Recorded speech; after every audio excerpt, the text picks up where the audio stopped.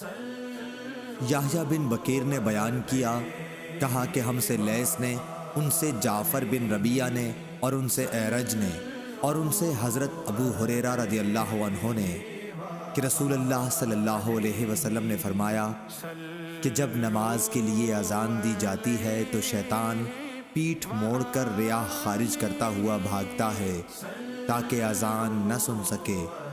جب مؤذن چپ ہو جاتا ہے تو مردود پھر آ جاتا ہے، اور جب جماعت کھڑی ہونے لگتی ہے اور تکبیر کہی جاتی ہے تو پھر بھاگ جاتا ہے، لیکن جب مؤذن چپ ہو جاتا ہے تو پھر آ جاتا ہے، اور آدمی کے دل میں برابر وساوس پیدا کرتا رہتا ہے، کہتا ہے کہ فلاں فلاں بات یاد کر، کمبخت وہ باتیں یاد دلاتا ہے جو اس کے ذہن میں بھی نہ تھیں۔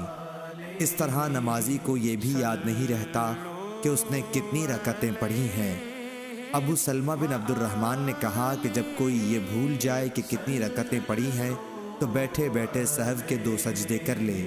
ابو سلمہ نے یہ ابو ہریرہ رضی اللہ عنہ سے سنا تھا۔ صحیح بخاری حدیث نمبر 1222۔